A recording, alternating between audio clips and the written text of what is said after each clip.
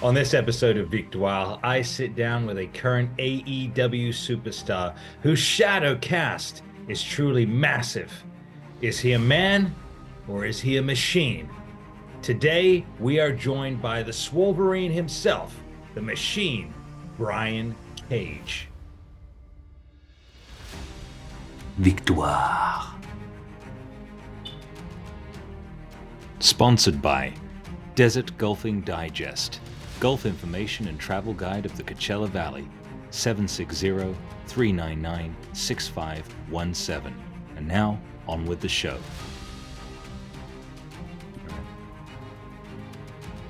Okay, everybody, welcome to another episode of Victoire. Today, I have the pleasure of being able to sit down and have an interview with Brian Cage, the machine, the Swolverine, AEW superstar. Brian, thank you for taking the time to be with us today. We appreciate it, brother. Hey, no problem. Thanks for getting a few of the monikers in there. I got a couple more, but it's okay. We don't have to go through all that laundry list of nicknames. But yeah, here we are. Here we Here are. we go. Podcast time. Let's do it. Podcast time. So, Brian, you are one of the most imposing figures in professional wrestling to come down the pike in a long time, brother. You've got that 80s, 90s look, and you're at the top of the pecking order right now. You're an AEW superstar, but your journey began a long time ago. Obviously, you've been in the independents, you were on a TV show. But let's find out who Brian Cage was as a young boy. That's what I want to know. So tell us a little bit about your childhood. What were your dreams and aspirations? Where did you grow up? Were you shy? Were you outgoing, athletic, all that kind of stuff? So I grew up in Chico, California, so I'm still announced from there. If anyone catches that when I come out at AW. And no, from a young age, I mean, I loved, superheroes and comics, Ninja Turtles, Power Rangers, all throughout the different stages. But I first watched wrestling when I was 5 years old. I saw it at my mom's friend's hotel room. I remember we went over there to pick her up. I was five, and I don't remember where we were going, but I remember it was just on. And I don't even know if they were watching; it was just on, in the background. Yeah. And I remember seeing like these, you know, guys, and I don't know who they were either, but they just looked larger than life. And I instantly was enthralled with wrestling. So I remember as we started watching it, I loved it more and more and more. And it was about 10 years old that I decided like this is what I really want to do. And sure, it's like a kid fantasy, childhood dream kind of situation. A lot of people thought, "Oh, that's great. You'll grow out of that. You'll change your mind, whatever." Yeah. But I mean, the answer stayed the same once I went to junior high, high school, and beyond. Yeah. So, I was no, I was a pretty outgoing kid when I was younger. I was also extremely bad kid, really bad, really, really, really bad. I got in so much trouble when I was like a youngster. I'm talking like, from like 7 through 11, I guess. Which was great because my mom beat my ass all the time, and I feel like that helped shift me Yeah. to kind of course correct a little bit, Yeah. and before I got older and the consequences became a lot more severe. Yeah. Um, yeah, there's some wild stories that I have where, and what's funny too is when I was a kid, Yeah. I did everything so nonchalantly, and I don't mean like, I mean it was worry free, carefree, but it was like as if I didn't even think I was doing anything wrong. I'm like, it's like, what's the big deal? Like what? So like we lived, and I definitely grew up on the bottom end of the spectrum as far as finances. So I Mhm. remember for 2 years we grew up in this like trailer park area, and they were like nicer trailer parks if that's not a fucking uh ironic statement. But I remember there's this fence line that like went around the whole place. Yeah. And I'd walk around this fence line all the time. So you're like, going through people's like backyards. And I found this. I don't know if I've ever told this story on a podcast. It's random, but this is one first thing that popped in my head. Yeah. And I found this like piece of like I don't know even what it was, like some sort of metal thing. Anyways, it's like all the like little like mobile home situations. I guess mobile home is probably a better situation than going to a trailer park. Yeah. All had like the same back door. And with my back door, I realized I could unlock it, which meant I'm sure I could unlock everyone's. Wow. So of course I tried. Yeah. And so I would walk around these like fence lines, and I would just go to his backyard, and I would let her go there, and I'd pick their back door open, and I would go into their house, and I would just rummage through their kids' toys. I would go through like the fridge. I remember eating like a popsicle and stuff. Yeah. I'd even swipe like loose change for the for candy or ice cream and like off the like all the while since my breaking and entering and and uh and robbing people, but so to speak.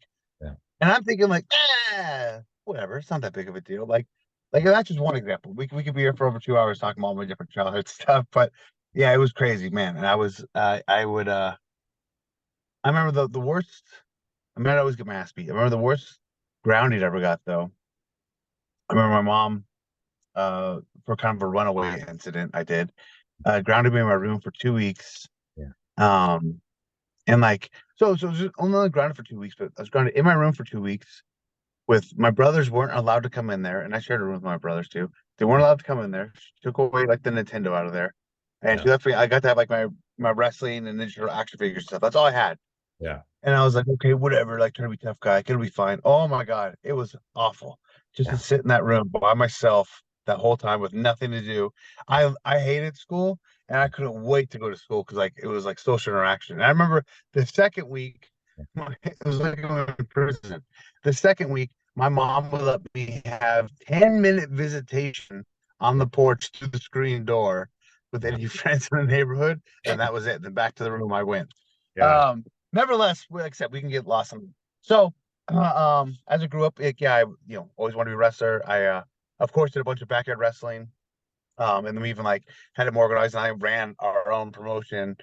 And we lived in these townhouses called Manzanita Garden, so it was Manzanita Wrestling Federation, Yeah. and we did a bunch of backyard wrestling there, and it kind of like slowly progressed to like just matches to like actual storyline matches and this and that and whatever. And we did your typical. I mean, we had like hardcore stuff, but we did your typical like death matches, like ridiculous over top backyard wrestling. Like we try to have like actual wrestling, just his backyard. And then I was a huge skateboarder too, really big skateboarder all through high school as well. I still love it to this day. And then once I started training and I built my own company, I ran my own indie shows for quite some time. And just as a throwback and for how like fun that whole Men's Wrestling Federation (MWF) Yeah. was for me, I wanted to keep the initials the same for my indie. So I was like, but man, what could be MWF? So I hyphenated Yeah. main event and Right. then Wrestling Federation. Yeah. And I did that. And that's where I consider my first pro match was when I faced Chris Canyon on what was it? It was like July. I should have I think it was July was it 5th? 2005? Doesn't yeah. Somewhere early July of 2005. Okay. I got to wrestle my one of my idols and heroes and inspirations in my hometown, my own fed, and that's still to this day not only one of my top three favorite matches, but my top three like probably favorite moments just in my life. So it was pretty incredible. That's pretty incredible. So you actually, so this business that you formed, you were making money at the time from that federation? It wasn't like crazy. I mean, I still had my part-time jobs. I was working at the movie theater and I was working at Copeland Sports, the sporting store. Then I became the manager over there as well. But but yeah, every money that we made from that, I would just reinvest back in the company. But I Yeah. did it all, the paying the insurance, the business licenses, buildings, the concessions, the whole nine yards. And I like it was some of the most stressful time of my life, but I absolutely loved it. It was so much fun. And it reminded me very much of like ECW because we had like a crew of like, 15 guys or whatever it was Yeah. that like all helped out with everything, like making flyers, flyering everything, advertising, putting up the ring, taking down the ring, setting Yeah. up all the chairs, doing the whole nine yards, and doing that like for a while there too. We'd be running like sometimes two shows a month, Yeah. sometimes more, and Yeah. like we had a nice little boom. And then I felt like we just did way too much. We became so oversaturated that it started to die down. And then as I finally started to venture out and actually pursue independent wrestling like on my own is when like it kind of like took more and more of a back seat. Plus, a Yeah. lot of the guys I had were like they were all like high school friends, and all of them wanted to be wrestlers. But then like as time went on, you could tell who like really wanted it, which was the few of us that, as Right. opposed to like just it was just fun. Yeah. Yeah. So So you were self-taught then? so initially, yeah, for quite a while. Then I went to a school called PCW under Mr. Primetime and Old School Oliver John. Old School Oliver John, by the way, he's not going to see this, but I think his shoot name is Ollie Stewart. hands down, probably the best person I've ever seen not make it, and second in the world to training, only behind Dr. Tom Pritchard. Guy was a freaking just absolute blessing to be around. So Yeah. good. And I remember my very first loop. So like I was self-taught for a while, then I did do some stuff Canyon, and I was doing stuff with PCW, and actually the trade-off there was I remember too because I wasn't paying for anything and I was on their shows. And I know too, like they were trying to like I got a really cool insurance policy. So instead of like paying for insurance per show, I had an actual annual policy. Okay. And it wasn't cheap, it wasn't crazy expensive, Mhm. and it covered like the minimum that you had to do for any venue. But what was cool about it Mhm. was I could have like pretty much as many venues as possible. That's So pretty like when we ran at the sports bar, Mr. Lucky's, or we ran at Ottawa Stadium, or we ran at Vets Hall, or we ran wherever, or if I ran in PCW, if I ran in Orville, if I wherever, I could just add it to my policy. It would just add it, and it didn't change anything. So I know they were trying to come up on that. I was like, they buddied up with me because then that saved them money. Like, oh, because Brian can just add, this venue to this policy, this venue's policy, whatever. So, Yeah. um, but and so I did do a lot of training there, and even then, some people that went there were the same people I had worked with, and outside of old school Oliver John, who I mean, when I got to work with him, and he eventually left that facility, the training place. He was so good, and then but really, yeah, I didn't really get to like fully, I guess, train until I was with Dr. Tom Pritchard in Deep South Wrestling. Okay. So this would have been so now Dr. Tom, obviously affiliation with WWE. So you had your sights set on WWE, obviously. Oh, of course, I mean, we all do, right? That's just how it was. I remember for the longest time, I wanted to go to UPW because I was in California, and UPW was like, spitting out all stars and the other W connection. But like a lot of people know, you just said how I'm such a throwback wrestler with my physique. Well, I graduated high school at 155 pounds, so I did not look like the machine that you see today. And I was like, I'm not going to go to UPW. I'm not going to move down there, and I'm not going to spend all this money and blah blah, blah and show up looking like a freaking chump. Like I want to show up ready to go. Yeah. So, my whole plan was, all right, I'm gonna freaking work out and gain as much weight, and then I'm gonna learn it and like know as much as possible before I try to like make that big jump. And then obviously good stuff got delayed with me, having fun and running my own company, and I was doing indies, and I was already doing my own thing. And plus, somewhere around that time, UPW had parted ways with WWE as well. And I was like, well, shit, that doesn't really help me much now, does it? So I kept doing my thing. I befriended Canyon. I've told the Canyon story 1,000 times. And maybe if you don't know that, I don't want that's a longer story. We don't have to get to it. But that Canyon was, I befriended him. He was a great friend, really, really great friend, great inspiration. I was already a huge fan of his, and I loved his ring work, and I always wanted to emulate his style. Okay. And that's why, like the whole who better line, and like he was the innovator of offense. Mhm. And that's why everybody always give me shit about being like a big move guy. Oh, Brian wants to, I'll get all of his moves. He's got to get his shit in, got to get his shit in. And I was like, that's right. It's because I'm Mr. Get My Shit In. And that's how that acronym and nickname came about, just saying that out of nowhere. And I go, hey, I'm going to start using that. Yeah. But so I'd always, that was the dream too, to finally get to work him. And he actually hit me up because he was working in the Bay Area. Actually, he had a triple threat match with Luke Cox and Vic Grimes at some show in California. And he goes, hey, are you running, this date? Because the next day it was a Sunday. And I go, no, why? And he goes, oh, because I was in, the Bay Area the day before. And I was going to say, like, I'll just fly myself up and we could finally have our match if you guys were running a show. And I was like, what the hell? I'm like, well, we're doing a show now. So Yeah. he did that. And um, he's the person that kind of totally helps get me into Deep South Wrestling. And this is when there were uh, developmental territory. So, and that was really hard as well. Also, with the late stuff was unplanned and unexpectedly had a child with my high school sweetheart. Mhm. So I accepted responsibility for that, and I was working my butt off, and I still was wrestling and everything else. And I was like, I've always had the hustle and grind, and that's something too. Like, not to trash anybody, but there's so many independent wrestlers. I mean, obviously came through California, so I can say through California, but all over that like they want it. I was just talking, I just did another podcast with uh Dan Severn too, and we were talking about that. And there's some people that talk about how they want it. They want it so much, yet nothing in their actions actually shows how much they want it. What I mean by that is Like I'm out here, I still have a kid. I'm still making myself like I'm still going to the gym. I'm still training for wrestling. I'm still making teleshows. I'm still working over 40 hours a week every week. Like, it's just you either have it and you want it or you don't. Like you can't sit there and go, oh, I really want to wrestle, and just because you love wrestling so much, you do zero else. I'm like, how does that make sense? Like, especially if you have kids or other responsibilities. I'm like, you still have to go out there and work, and I feel like a lot of people don't.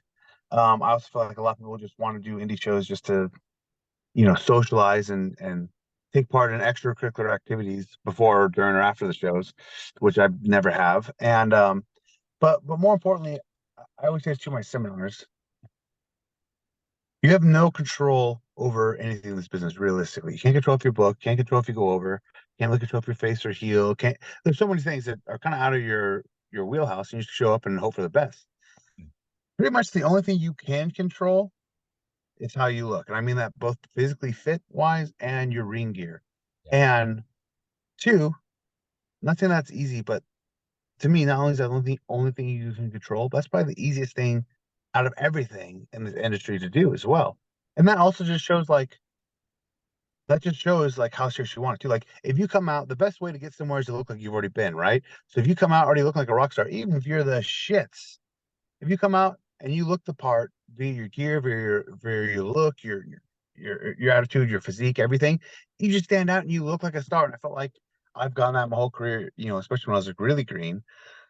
Um, but I mean, it's just true. You turn your, oh, whoa, where's everybody else? As Steve Kern, to quote him from FCW, would say, like, if you come out and you look like you belong in the crowd, well, then you probably do. Yeah. So, and not saying there isn't, obviously rules or exceptions to the rules, and this, that, whatever. Yeah. But when the exception becomes the vast majority, I'm just like what happened here? And then it goes back. I remember my first loop of indie shows I did with the guys I was training with, and I didn't even mean it as an insulting saying, but they're like, oh, how was it, Brian? What was your thought? Because I just went there and did the whole green boy, shake hands, say hi, set up the ring, set up chairs, whatever. And my first thought was like, what the heck? I go, nobody really likes to work out on the indies, huh? And then he just laughed. And I go, what? I mean, dude, I wasn't meaning to be disrespectful, but he thought it was funny.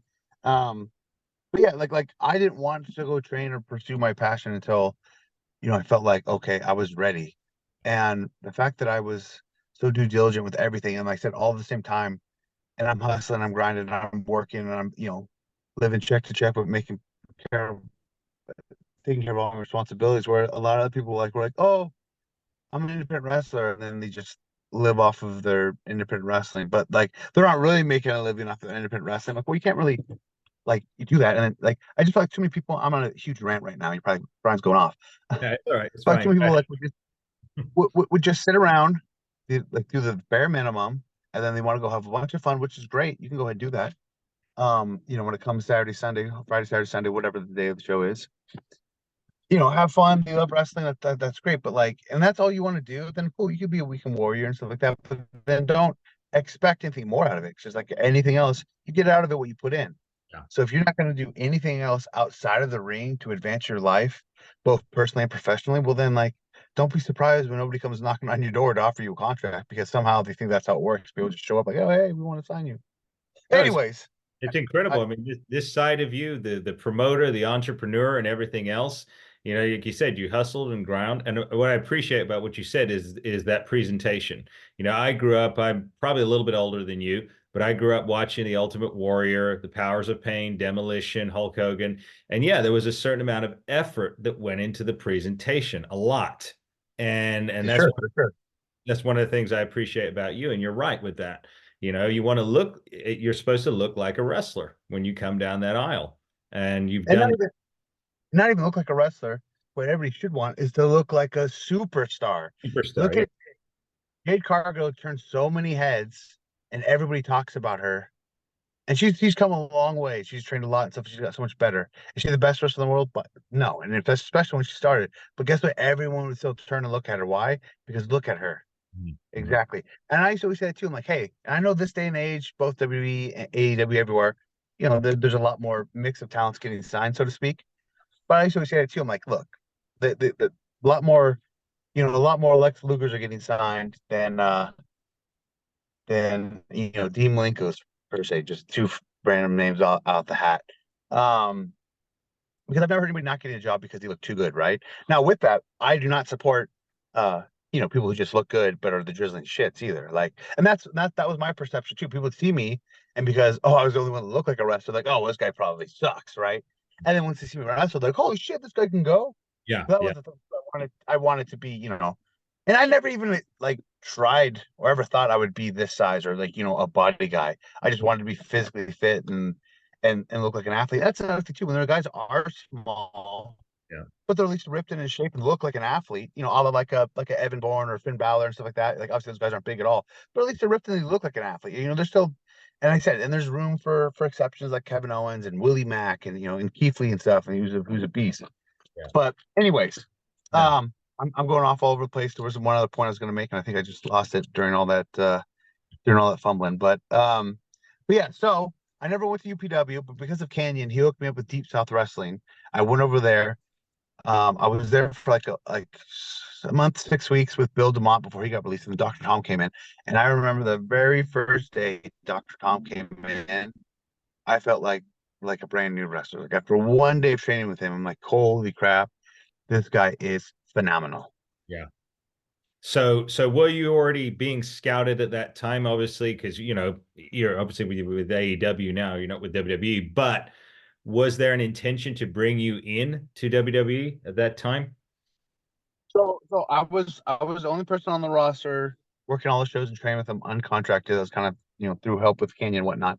Um, though Johnny Curtis was there as well, who became Fandango, and that was the goal to get signed there. And then FCW closed up shop, and I made a deal with my son's mom as and that's another struggle too. And that's when you said that too with entrepreneurness and like everything else. And that's I guess why I not look down, but like I have this like uh is lack of a better term, chip on my shoulder as far as my work ethic, working and working out and changing my look and I did the grind.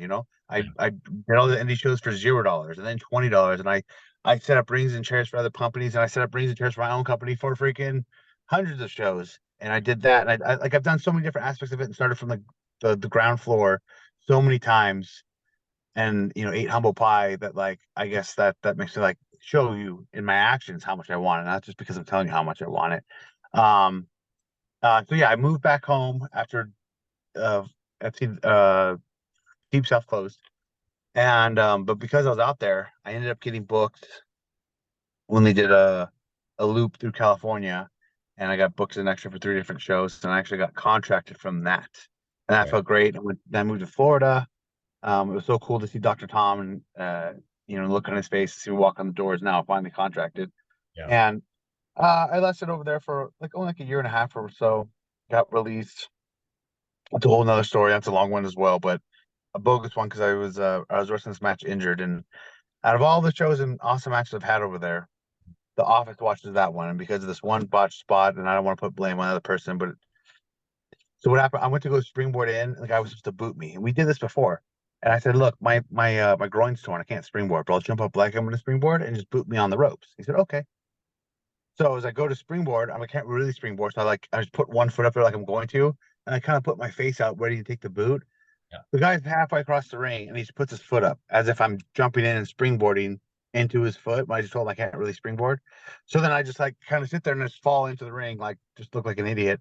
And he gets on me right away, and the crowd didn't really shit on it, and everything else in the match was fine. Yeah. But based on that one spot, I got cut. I got Um, cut about maybe 8 months later. I got offered a contract again to come back, and I was actually going to be part of NXT season 3. Then that contract ended up getting rescinded. But during the process, I started my debut at PWG, which really launched me yeah. out in the independents and got me going and cooking. And then that led shortly soon afterwards to Lucha Underground, which is probably my most favorite time in all of wrestling. It was so much fun there at that show. It was great. It was fantastic. I thought it was going to be such a cluster, and it would last for half a second and just fall apart, and no one would know what they were doing. But I couldn't have been more wrong. It was great. And then obviously too, I met my wife there. So, um, yeah, zero complaints about that place. And I always said I don't know why I have to keep clearing my throat. But I always said that that if had it been on a better network, like say Lucha Underground was on TNT or TBS, I don't see why it wouldn't still be around today. I feel like that was their biggest challenge was it was like the network's like number one show, but so many people didn't have that network. So they couldn't get eyes on it. And even then season four that kind of tanked. It didn't tank in comparison, like to the other shows it did, but also because that same year El Rey got dropped from tons of providers, so then less people could even watch it. So then still the eyes that could see it was still watched, but obviously now it's going down. And then uh long story short, there was just became too many chefs in the kitchen, and unfortunately there it went. So, but I mean, it was phenomenal while it lasted. Absolutely. Well, it was innovative. It was a very innovative show because you were taking pro wrestling, but you were creating this other storyline with it and making it like a TV soap opera, like a drama, more cinematic, I guess is the term I'm going for there. So do you think that perhaps, sorry, Go ahead. I was going to say, No, do go you ahead. do you think that this new WWE merger with, well, the acquisition with Netflix, do you think they're going to try and perhaps use some of that from that Lucha Underground when they reinvent their WWE product? I don't think that will change at all, but I mean, I could see some like WWE, Netflix, studios working together, maybe produce some like non-wrestling stuff. Yeah. I mean, I guess time will tell. But no, I agree. What I was gonna jump in and say was like, yeah, I love that about Lucha Underground. It was finally something different. And I felt like more people who didn't like wrestling didn't mind Lucha Underground because it was presented different. It was more of a TV show about wrestling um, than a wrestling show on TV. Like it Yeah. wasn't presented as a real live sporting event. It was presented as you said a TV show. Like so then too, and like obviously we had like more ridiculous like unreal stuff as far as we had a dragon. I stomped on a guy's head and smashed his eyeball, and like we had stuff that just would happen in TV shows.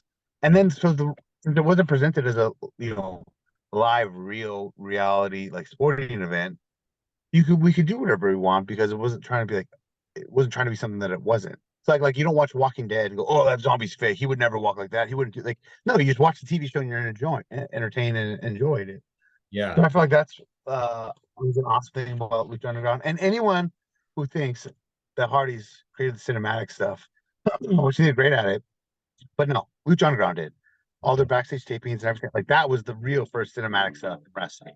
Yeah. Absolutely. Like I remember my very first package we just filled like for like my like debut, like to tease it. Oh, it was so cool. I was like, dude, this stuff is epic. Like it was just so great. Yeah. But no, I loved my time there. And then I went to Impact and I loved my time there.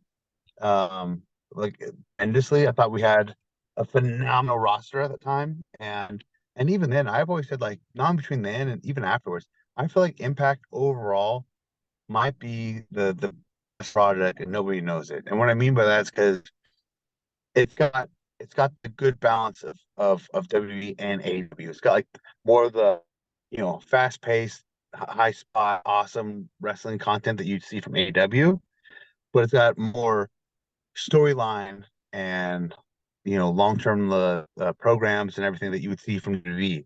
So I feel like they take what we don't do from some WWE over here and from what the in ring stuff that we have that WWE doesn't do in AEW, and they kind of like have a cross hybrid of it, and it really puts them over. Unfortunately, just nobody sees it, Yeah. Yeah. and so it doesn't get over.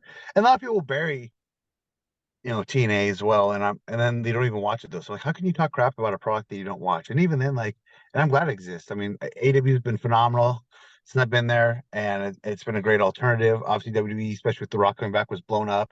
I'm glad that Impact went back to TNA, and they're doing like you want everything to thrive. I don't know why these fans always want like companies to like die or suck. I'm like, you realize the more alternatives there are, the more options of entertainment you have, and then also the more people have jobs, the more places are for people. Like it's a win-win-win. So I was gonna jump in right there and say when WCW died, it was a very tragic day for pro wrestling, actually.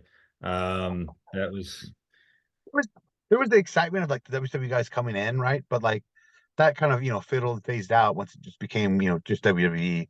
But yeah, no, for sure. And WCW had always been around with WWE, so you didn't know what it would be like without competition.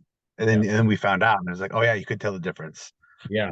So obviously now being inside it, obviously AEW is the real solid competition for WWE, but you guys aren't taking that approach anymore. You're kind of more like you said, you don't want to kill the other company because that's going to hurt the industry. So now you take a different approach now. Because I remember the Monday Night Wars, they say they would watch the shows and they would try and outdo them. Does that kind of happen in AEW, or is it just you focus on your own product? Yeah, no, I don't. I've never really experienced it as far as we're trying to do something, better than them or competing against them. I mean, obviously they exist, and even though they try to pretend like we don't, I mean, they know and they'll make subtle hints, but like no, like so it's definitely more of a. And I don't mean to like give like the political answer, but it's definitely more of an alternative as opposed to like direct competition, even though we are direct competition. And too, it's funny like people can critique AEW all they want to, but also you gotta look at it. They're comparing and we're competing with a company that's been around for like 50 years. Yeah. A company that's been around for almost five. Like, you know what I mean? Like the fact that they're so far ahead of the game and everybody knows them, they're pop culture. Like it's just, everyone you say pro wrestling, everything's just WWE, right? Yeah. Like the fact that we're already like as high as we are, as fast as we are, like that says a lot. So and yeah, and I mean I think the vast majority of our actual wrestling content and ring performances are still light years better than the vast majority of theirs. So No, I mean AEW, and obviously tonight's going to be a big night for AEW. We heard that they're going to reveal the CM Punk Jack Perry footage tonight. So yes, I'm interested in how that's going to go over. We will definitely see what's happening with that. yeah, yeah. But going back a little bit, because I wanted to talk about the construction of your, obviously the physique is a huge element of Brian Cage. So when did you, I mean, obviously when you started off, you were, considerably, smaller size. When did you really kind of go full steam rolling ahead, decide did you want to become this mass monster? Because obviously you've done bodybuilding as well. So going back to high school, like I said, I was graduate 155, and I was like, all right, this ain't gonna cut the mustard. All my backyard wrestling buddies were like 130, 135, whatever, or they're just like very overweight. So I was like, all right, I got to change this around. So that summer I graduated. My sophomore PE teacher, who I was really good friends with, who liked wrestling, who knew I wanted to be a wrestler, he had summer school and he opened up the gym for me. So I would jog from my place to high school every morning, and he'd open the weight room and I would just work out. And I just like with the wrestling self-taught, I just was like, all right, I'm gonna figure this out. Had great success throughout that summer, and then I just fell in love with training and everything else. And I always like toyed around to like wanting to do a bodybuilding show, but I never did it. And it's so funny, people go, remember how small you were? Like when I was first coming up. And even then I was bigger in way better shape than like everybody else. So like, yeah, I guess in comparison to now, sure, yeah, I was a lot smaller, but like people would always say it as if I was like the jacked guy. And even then they'd be like, oh, you're like the big guy around here. And I knew I wasn't that big, but I was just big in comparison. Yeah. Um, but so again, no, I was always I love fitness, I loved it all, but it was actually back in like 2011, right after my contract got rescinded. So I was in a really low. I thought I was going back to WWE, contract got rescinded. Then I freaking hurt my AC joint. People post this like really crappy picture from PWG, and I always dominate it too, as if that's what I look like the whole time. I actually just did it on my social media not too long ago. Anyways, um, so yeah, so I jacked up my AC joint. I couldn't train. I was broke. I couldn't eat. I barely went to the gym. I was depressed. I was living at my girlfriend's dad's house at the time. Just not the not just wasn't living a life of a superstar to be clear. But as soon as that finally cleared up and things started changing around everywhere, emotionally, financially, injury wise, I lit a fire to myself and I was like, you know what? I'm finally gonna do like because one thing about being injured and being down and out, at least for me, the glass half full is once that's over, it usually lights a bigger fire than you had before. Yeah, So I very was true. like, okay, I'm gonna use this to like, I'm gonna go out there, I'm gonna having better performance, I'm gonna kill it here, I'm gonna go train even harder. You know what, F it, I'm finally gonna do a bodybuilding show. I'm not gonna push around it anymore. And then so then I got in the best shape of my life. I did a bodybuilding show. I loved it. And a lot of people do think I came from bodybuilding. Like, no, I'm a wrestler through and through. I'm a wrestler, I happen to bodybuild. And I wrestled and traveled all week, every week, all while prepping for all five bodybuilding shows I've ever done. But yeah, I fell in love with it. I started doing more and more of them. And then I actually was gonna try to get my pro card during Lucha Underground, but season two started taping 2 weeks earlier than it was supposed to. And that was the same week as the national show that I could have tried to get my pro card at. And long story short, there, he begged me like not to go, and then offered me a decent bonus to stay and perform that weekend as well. So I was like, all right, well, shoot, let's do it. And then I was gonna do another show, and then like a AAA day got in the way. I was gonna do another one and Wrestle Lucha Underground and have it documented all in the same day. But it was a newer show for the NPC calendar, and there wasn't enough contestants, so they pulled the show. And then whatever. After that, like, you know what? I live the lifestyle. I still obviously train. I'm heavily into fitness. I'm sponsored by Redcon One. I'm cool with so many different top tier pro athletes, and I'm blessed to be part of that world. But um, I don't think I'd ever compete again. Everyone has asked me, and if I was even to get a pro card, it would literally change nothing about my life that I already have like set up and going for me. So, I mean, it's still there, and I guess I always could, but uh, it's definitely been a fun aspect, and I never thought that it, like I said, I planned on getting this big. It just kind of kept going and developing, and that's why I think I was able to wrestle and move so well, which everyone, um, will always talk about me as far as not just being able to wrestle and have the physique I have, as opposed to not knowing what I'm doing, but then being surprisingly like agile and athletic as I am. And I really think because I've already been doing this and I was wrestling the entire time, like I was training bodybuilding and I was putting on size and I was getting bigger. I think because I was just doing it all together, that's what kind of like tied it together. Like if I just stopped wrestling altogether, I did full bodybuilding and went back to wrestling, I don't know that it would have Yeah. translated as smoothly as it did, do both at the same time. Yeah, because I was going to say you're very agile, you're very quick, you can move, which is incredible for because how much are you weighing in at right now, Brian? I'm usually around 260 year round. Yeah. That's pretty average weight for me. Every now and then I'll fluctuate a little bit, but yeah, 260 is usually the average weight. Yeah. And what's your height? How tall are you? I'm 6 foot. Okay, 6 foot. Yeah, so that I mean that's a lot of size, and to move that quickly is incredible. And you probably said, yeah, because you grew up and you were doing both at the same time, it probably did attribute to the fact that you can still move and perform like you can today. Because that, again, if you did the bodybuilding, because I always have the impression, correct me if I'm wrong, but when they get mass monsters like Dorian Yates and things like that, their cardio is probably not, I mean, it's nowhere near a pro wrestler. Because your cardio, I mean you can go, man. So, I mean, your cardio training, do you do any additional cardio as opposed to just wrestling in the ring? Oh, we have lost transmission. Brian, I can't hear you. It's Yeah, on. I don't know. I don't know what happened. Yeah. Like it kicked me out, and it was like, oh, record, like it then like log me back, like it just started. But no, I was hearing what you're saying though about well, first of all, Dorian Yates and stuff, and all those like top tier Olympians are freaking massive. People don't realize how big they are, and also like you said too, for my weight is already big enough, but for my height too, and I'm tall. I'm tall in the bodybuilding world, right? I'm not super tall in the wrestling world, but a lot of these top tier bodybuilders are like 5'9" is tall. You know what I mean? Like 5'6" like average, but like if you're, 5'6", 5'7", 5'8", and freaking 260 pounds shredded rip, you're huge. You're so huge. Like, of course, your cardio will not be as good, and your mobility and stuff is everything to be restricted. And then there's still some freak athletes that are able to do it and do both. Um, but yeah, because I was, training, doing all at the same time, that definitely contributes to my overall performance.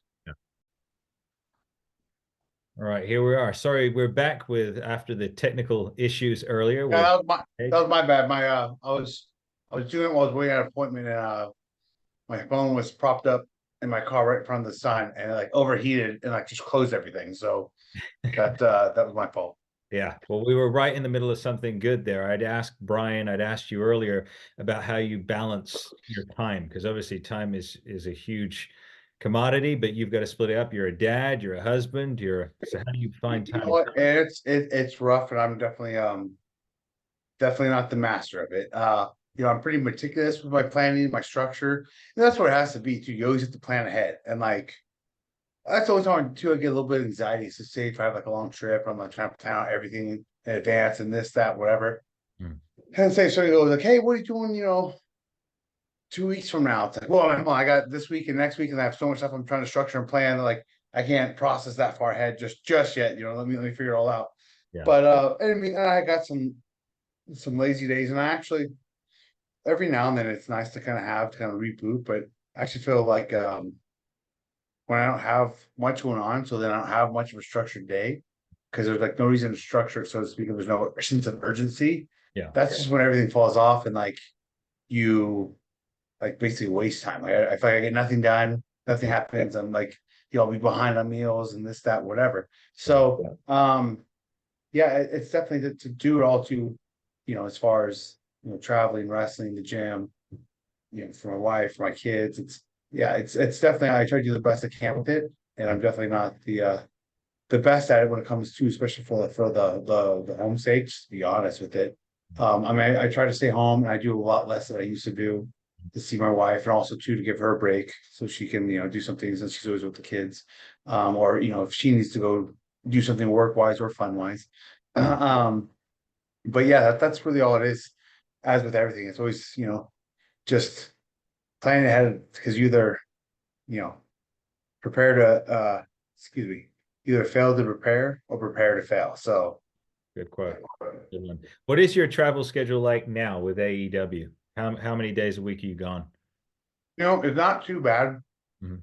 Last year when I was on Dynamite, Collision, and Ring of Honor, like all of them, Mhm. that was rough. I was gone a lot. And like what would suck would be, we have a show in New York.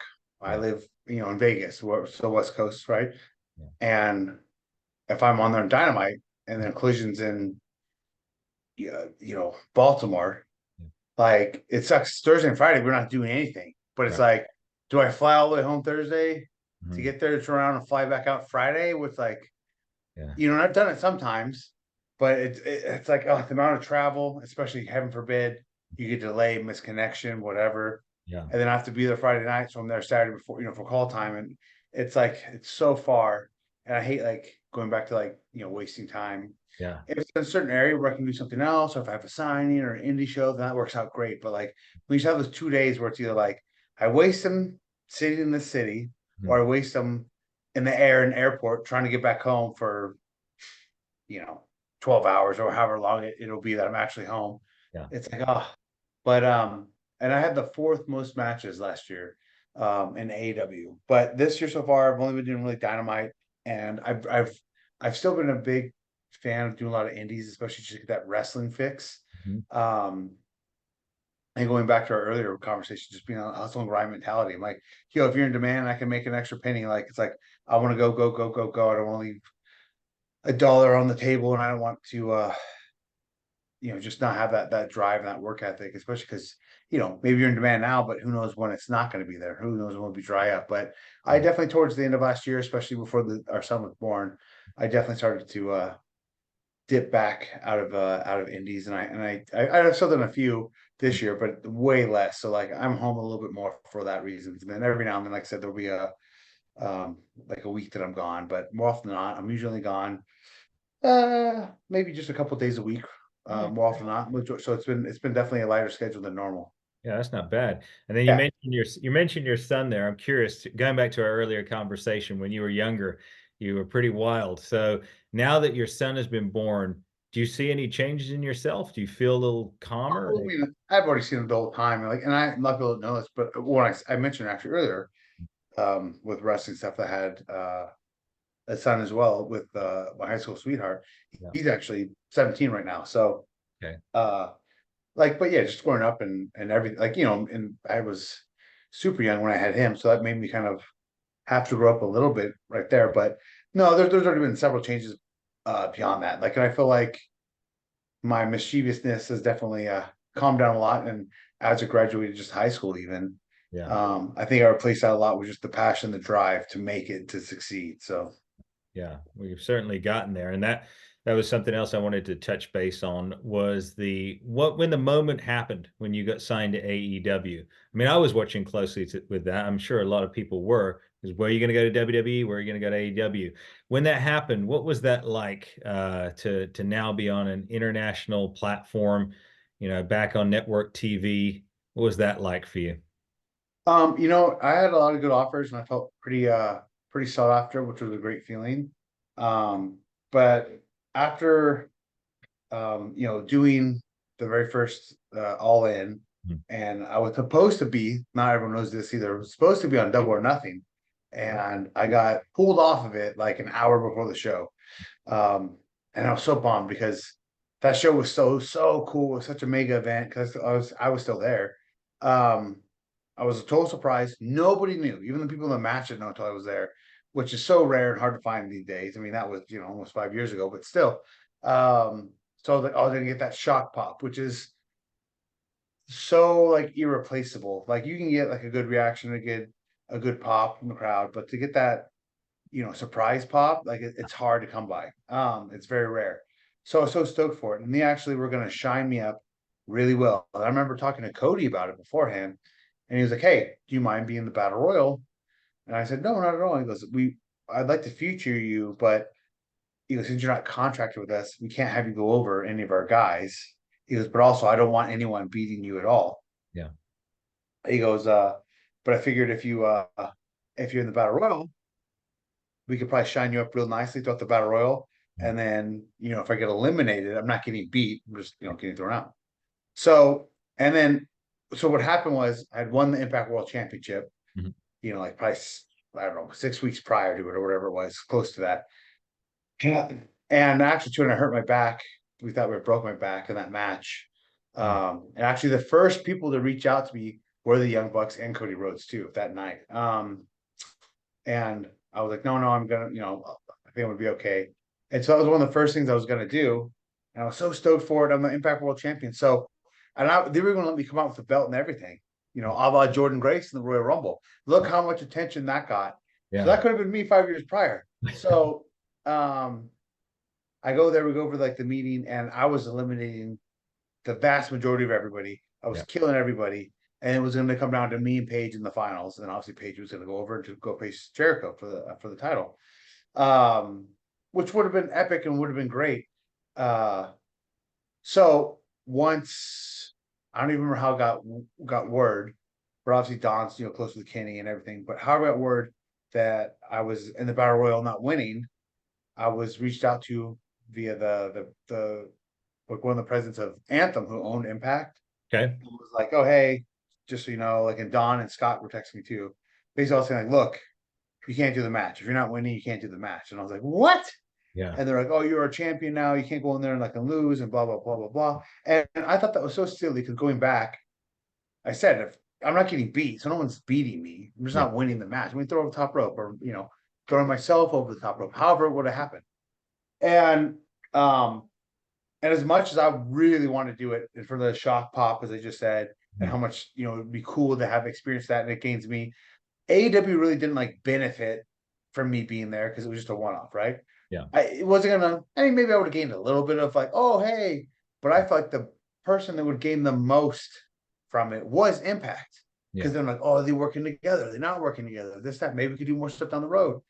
It shows their champion with their title coming out. Like I thought it was great, and the bigger BS reason was my contract with Impact was through the Lucha Underground contract.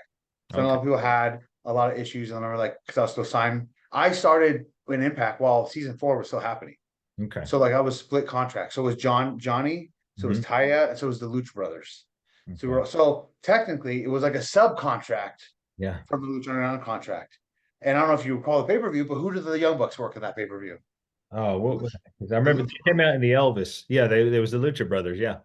Okay, and they were in Impact, and they were losing, and it's like, brother, what the hell? Yeah. And they were shortly gone after that too. They were getting pretty close to the contract, but what I'm trying to say is like the loophole that they would have had to been able to use it would have been mine. Yeah. And I even pulled up my contract with Impact and Lucha Underground. I was even showing like Tommy Dreamer and Billy Gunn and BJ Whitmer and stuff backstage. And they were all like, yeah. I mean, it looks like legality wise, you should be totally allowed to do this. And then they were saying, I was fighting with them, Jericho and Katie and stuff were trying to call Dawn. And they were saying basically that if I was to go forth with it, that they would suspend me and sue me. Wow. And sue AEW. And I was like, oh my God. So and maybe they would have, maybe they wouldn't have. But Billy Gunn and Tommy Dreamer pulled me aside, and they're like, "Look, this is bullshit. It sucks. I get it. I know you want to do it."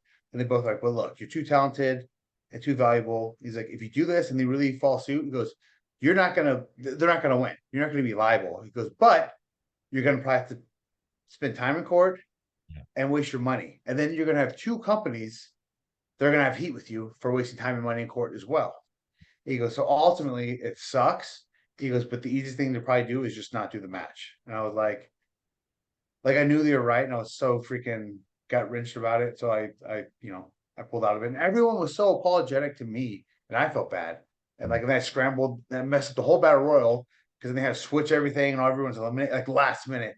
And if you watch that battle royal, it's a little sloppy, and that's kind of my fault because they had to do so much at the very last second. But also, funny note, the reason why, since I was out, so other guy down, right? Who they put in my replacement, so to speak, which led to him getting signed and getting a great use throughout AEW was Orange Cassidy, Oh, wow.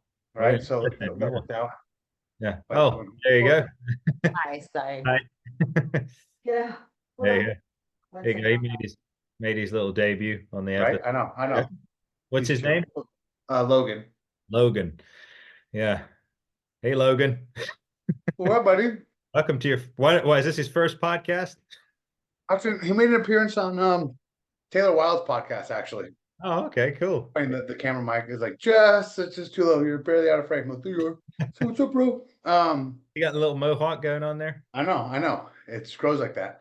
So going back to that, so like because I had the taste, I wanted to be there, everybody wanted me to go there. I wanted to go to AEW. And I still listened to every offer and the pros and cons. And then I actually tore my bicep the day before my last match at Impact. It was at a indie show, and it was so dumb too. I just went through the middle rope to take a bump onto like a trash can, but the rope was so loose that I there was just nothing there. So I went to base on it. My arm just like went through, and I missed the apron. So I just instinctively, as I'm falling down, I just held onto the rope, and my arm just snapped, and there went my bicep. So I was like, crap, and I'm freaking out, thinking like, now I'm injured. My contract's over in a day. No one's gonna sign me, even though I have all these offers, because I'm injured. I was like, maybe it's not fully torn, maybe I won't get surgery. I like all these things were in my head. I went forth and I tried to do what I could with RVD at the pay-per-view at Impact. And if anyone had seen that match, there's not a whole lot to it, and that's why, because I tore my bicep, and then and see, like, you can't really see it. I don't know, maybe I get close enough, but I have like this little cleft lip scar now. Oh yeah, I do. Because when he Van Daminated me, I couldn't hold the chair with my hand, my torn bicep. So the leg spun out and it hit my lip and ripped my lip completely in half, and I had to get stitched closed. So again, last Impact, I got a torn bicep, ripped lip, like it wasn't the way I wanted it to go out. But yeah, so then I'm like, Impact said they'd still email me the offer, and that was kind of my saving grace. I'm like, look, if Impact still offers me a deal, and it was a good deal they were offering me too. I go, worst case, I'll just sign that and I'm taken care of. Yeah. I go, but also if they offer me a deal still, hurt or not, I go, maybe AEW will offer me the same deal just so I don't go to Impact. Like, I don't know. I got the deal, I got the contract and I signed it immediately and I sent it back, and then they start asking like, oh, hey, what's up with your arm? And I'm like, oh, I don't know, and I'm gonna get an MRI on it and yada yada yada. And then Tony reached out to me and goes, hey man, you're probably stressing out and freaking out, like, oh, I'm hurt, I'm not gonna you're gonna be SOL. He goes, no, don't worry about it. I don't want you to stress, and I don't want you not to get the surgery. Like, do what you have to do, get the surgery, take care of yourself. He goes, we're still gonna sign you. I'll still pay you the whole time. And just whenever you're ready and you're cleared, let us know and we'll bring you in. So that right there spoke volumes to me, because I know most everywhere else wouldn't have done that. And then Tony even offered to fly me to Jacksonville and have his doctor do the surgery as well. So that just speaks to, and shows, and there's so many different examples of like Tony being such a kind, giving person. That's probably because he's not only such a nice guy, but also such a big fan, and he wants to like treat wrestlers like human beings, not just like cattle, for lack of a better term. So that spoke volumes as well, and that was, I was like, all right, this is pretty epic. And even though, it isn't always perfect, like that's been a great deal. And that was a big reason I did, because I was going back and forth with WWE and AEW last year before I re-signed. And again, there's pros and cons in both places. And that and just played a role in my head, but then also the security factor, because though there's not like it's not written in there, that's a guarantee, but Tony doesn't really release or cut anybody. He pays a bunch of people like their home or whatever. So I felt and I got a really long-term deal, and I felt pretty certain that like no matter what, I would see the full length of this term and get paid the whole time. Whereas, say I went to WWE, whether they offered me more money or not, I could get cut in 3 months and then I'm SOL. So and there's a lot of different little small things. That was a big one. And just again, going back to Tony's character, it's how he takes care of you. So I was like, yeah, I think I'll just stay put. So No, I'm glad that you brought that up, because I noticed on the internet yesterday and social media, there are some people that are kind of knocking Tony a lot lately. And I've only heard great things about him throughout. I've talking to a lot of the guys, and you've just obviously confirmed that. That's incredible to be working for someone like that. And like you said, he's a pro wrestling fan. I mean, what else could you ask for, in a boss?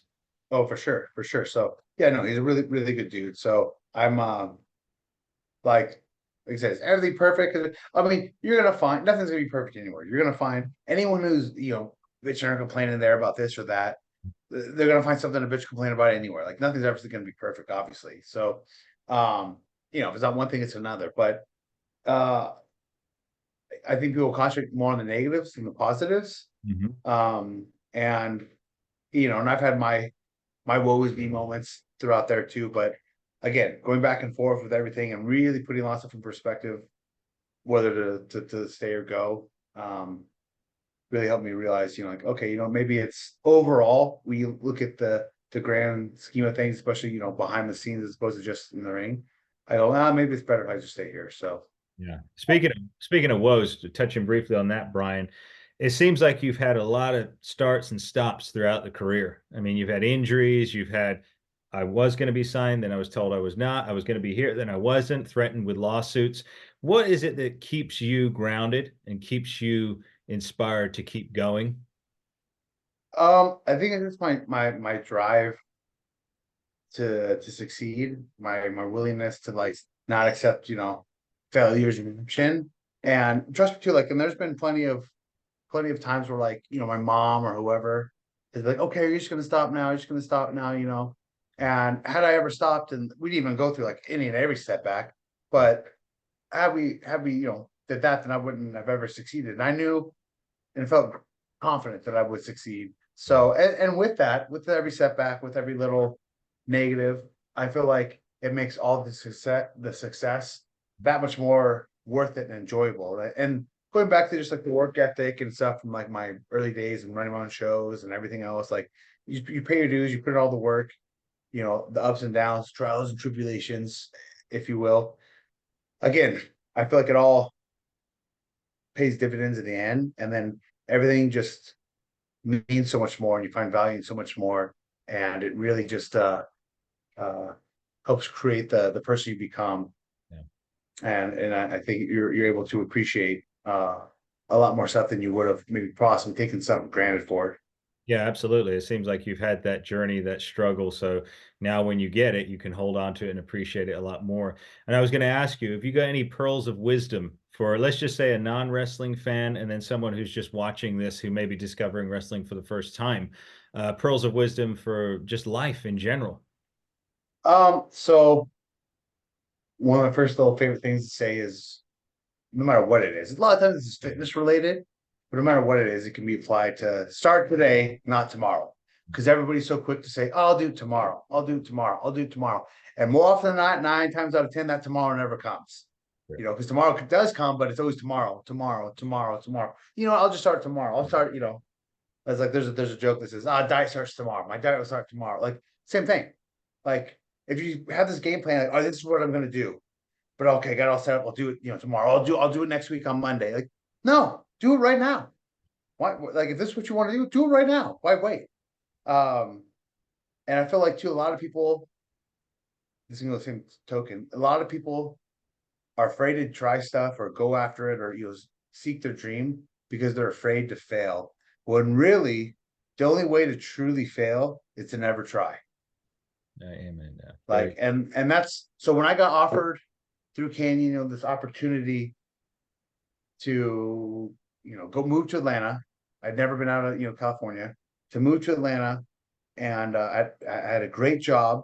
I had to quit the job, leave everything I knew, leave my 6-month-old son and, you know, his mom behind, and chase this dream that had a good opportunity. Like, it was a little terrifying, but at the same time, it was more terrifying thinking about not doing it, and then what, like, and then being at that same job 6 years from now or from then, and being like, oh, what if?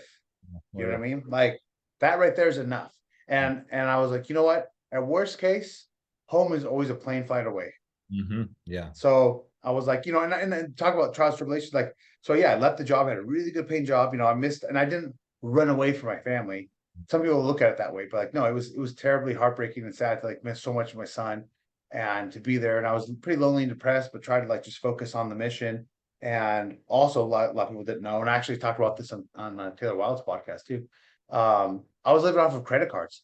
I was working at a gym, and I also found out that there's such thing as federal minimum wage at that time, because in California, right? And I wasn't getting paid minimum wage, but California's minimum wage is a lot higher than federal. So I was making nothing for money, but all the cash I would make, I would send back home for my son's mom, you know, to live off of. And then I was just living off of credit cards. Literally everything I was paying for was those credit cards. So I racked up like freaking 20 grand in credit card debt. How Like, long was that going on? How long was that going on? maybe like 8 months. Yeah. It was, yeah, but thankfully wrestling paid off all that credit card debt eventually. But yeah, I mean, it was just part of the grind. I was like, all right, you know, whatever. And that's part that is going back to like pros of wisdom too. Like, you have to be willing to invest in yourself as well. Like, understand it's scary. You're like, oh, I don't know, but like, exactly, there is no guarantee, there is no known, but it's scarier to not know what would have happened, and you have to be willing to sacrifice.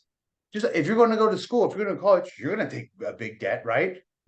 Like anything you do, it's going to, like they always say, it costs money to make money. Like, so you have to be willing to invest in yourself. That means, you know, going to a wrestling school, like if it's wrestling wise, right? Investing in yourself, in your body, in your ring gear, getting yourself out there. Like, once you start to become a big fish in a small pond, a lot of people get comfortable and they just want to stay there.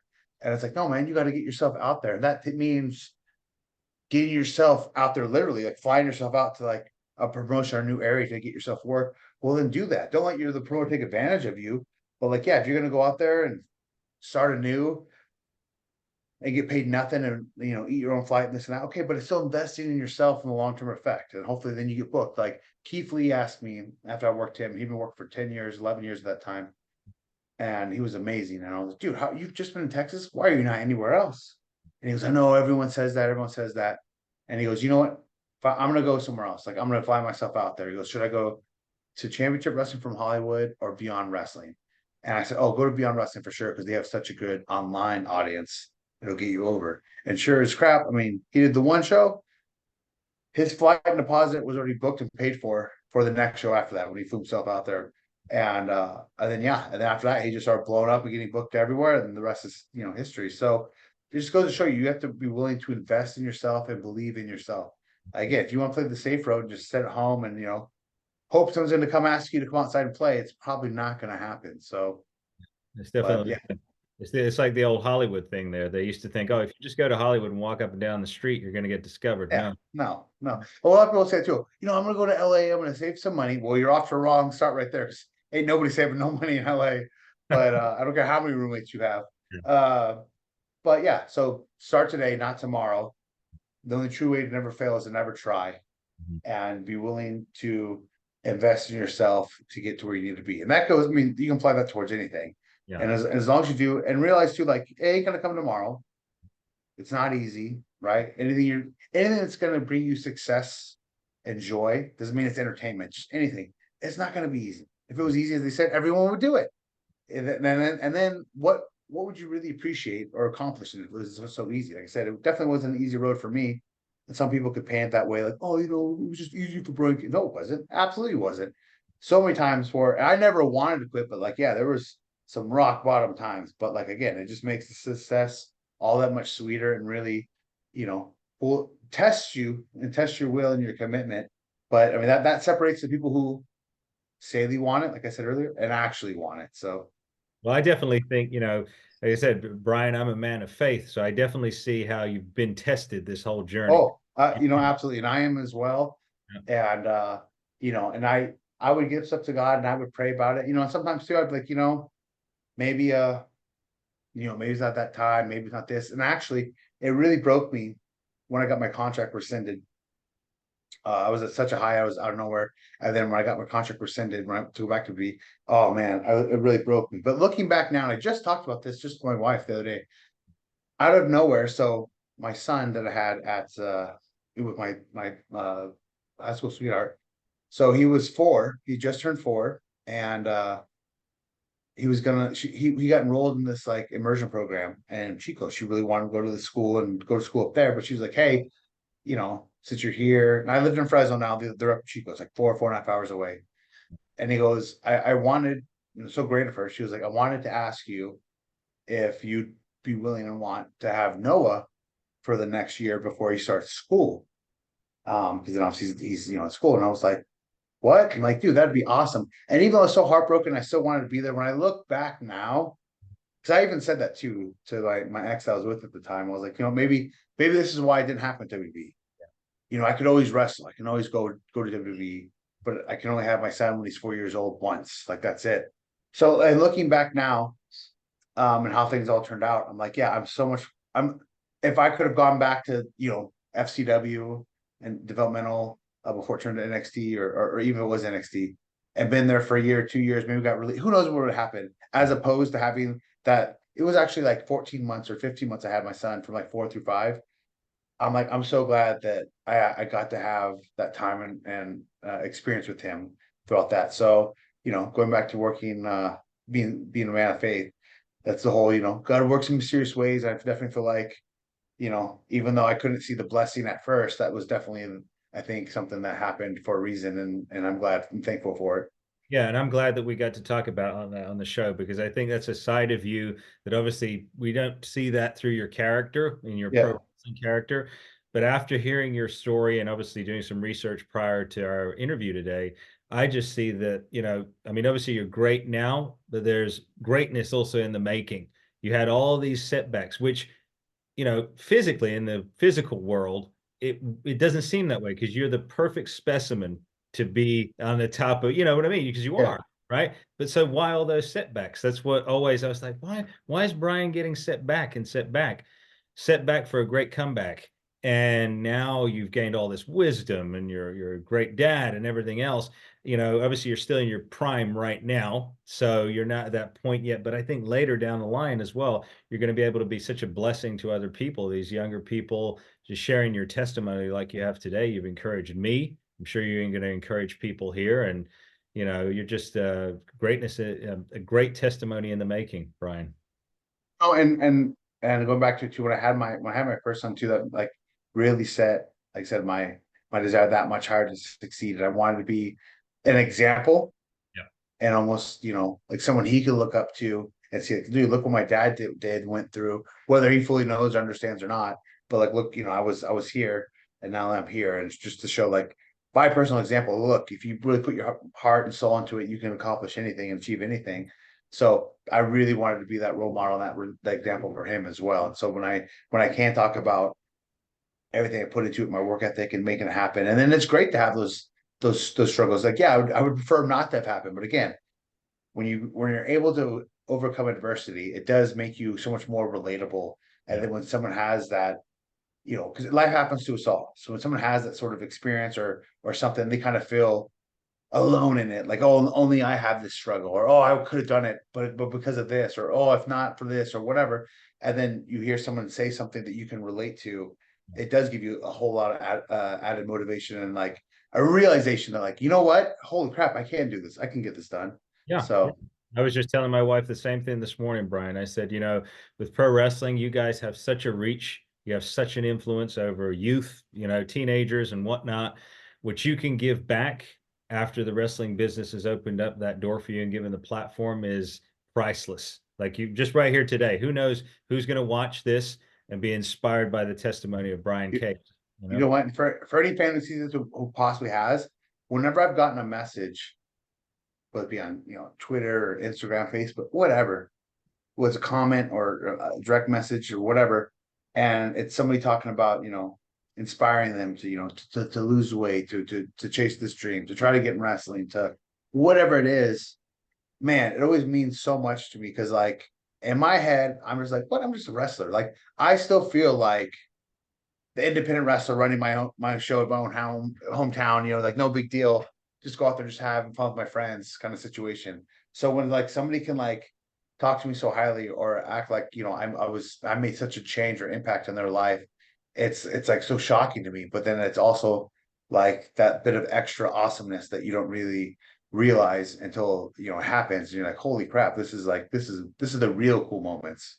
That's the real cool moment. So Brian, though, what's next for Brian Cage? Do you know what's on the horizon for Brian Cage? You know what? To be honest, I don't know. I know I've been off TV for a few weeks.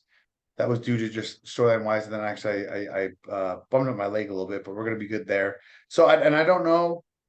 Swerve's got that big title match coming up, and we haven't really been all together as a group. So I don't know what's happening with the group or what's going on, or if Swerve's winning the title and where we go from there, or and if he doesn't, where we go from there. So I'm not sure the direction of it. I know we got a bunch of shows coming out this way, whether it be Double or Nothing, Bakersfield, which is close to Fresno, which I said I lived in, LA. So I'm hoping I'm on all those shows and getting great opportunities, and I'm ready for the ball. I mean, I've been ready for the ball. Yeah. I think everybody's ready for me to have the ball. I'm over not having the ball, but I mean, I'm here. I'm game. Oh, Brian, you froze up a little bit. You still there with us? We're having some technical issue right now. You there, Brian? All right. There Yeah, I can hear you fine. Yeah, it just froze. You froze all of a sudden and it went silent. But you were talking about the ball. The last time is grabbing the ball, and then it kind of froze from there. I was hearing you the whole time, but yeah, no, I said, yeah, I've been ready for the ball. I've been ready and willing and able and tired of not having the ball, but hopefully it gets thrown my way. And I said that we have I don't know if it cut off there, but I said we have the big shows out on the West I want to be part of. And I mean, there's so many guys that I haven't got to work with yet in AEW and that was part of the reason I wanted to go there too. There's so many matches I wanted to have, and there's so many I haven't had yet. So there's still, I mean, so much to unpack. And I feel like you barely have seen. I feel like over my time period in AEW, I almost feel like you've seen the least of what I can do compared to anywhere else. Like you really haven't seen a whole lot of the full total package of Brian Cage. That being said, I do have, I'll plug this, an awesome tour in Australia coming up at the end of June. World Series of Wrestling, one of my favorite places. Definitely the best international tour I've ever been a part of. I mean, if you want to call it indie promotion, it's got to be the best indie promotion. It's so great. I love that country. This is my 10th tour out there. I'm a Hall of Famer out there now. They just inducted me as the first ever Hall of Fame wing. But like, yeah, he'll do a couple of tours a year. He's done it for several years, and they're just epic tours. Just such a great time. The fans out there are great, and I can never say enough positive things. And whenever I get someone booked on there, or somebody is booked on there, and I tell them how great it is, almost every single time they go, dude, as much as you said this is great, it still was even better than I expected it. So those are the initial things. And then right away, this is coming up. I am getting past eating time. I'm gonna make me some eggs and cream of rice because I missed my breakfast meal. I had a different meal earlier today, so I'm gonna eat that right now post workout. All right, yeah, okay. Well, we'll let you get on with that because you got to keep the machine fueled. Yeah, exactly. We'll let you do that. But thank you so much, Brian, for coming back on after those issues earlier. Thank you for sharing your great story, your testimony, brother. We appreciate it greatly. And to all our viewers, I'll see you next time. Thank you for joining us on another exciting episode of Victoire. If you would like to get in contact with us, please do so utilizing the email address in the description of this video. And as always, be sure to subscribe, like, and share. Thank you. We'll see you next time.